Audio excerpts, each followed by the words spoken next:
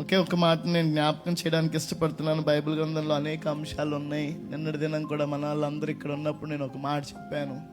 యోబు గ్రంథంలో ఉన్న మాట, యెహోవా ఆయన నామానికే మహిమ కలుగును గాక. యోబుకి ఇచ్చాడు, తీసుకున్నాడు. అయితే చివరికి వచ్చేసరికి రెట్టింపైన కృపనిచ్చాడు. ఆమె ఇంకొక మాట చెప్పడానికి ఇష్టపడుతున్నాను. ఇది కాలిపోయింది మందిరం. చెప్పండి, పర్వాలేదు.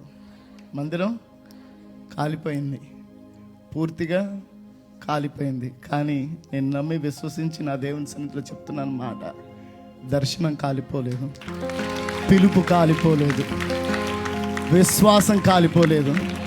అది ఈ హృదయాల్లో దర్శనాన్ని కాల్చగలిగిన వాడు, పిలుపుని కాల్చగలిగిన వాడు, విశ్వాసాన్ని కాల్చగలిగిన వాడు ఈ భూప్రపంచంలో ఎవరు లేడు.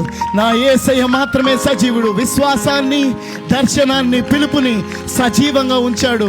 మందిరం భౌతికంగా కాలిపోవచ్చు, కానీ విశ్వాసం కాల్చబడలేదు, పిలుపు కాల్చబడలేదు, దర్శనం కాల్చబడలేదు.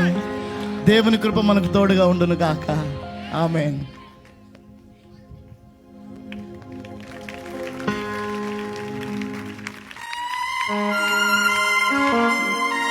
Well done, my son.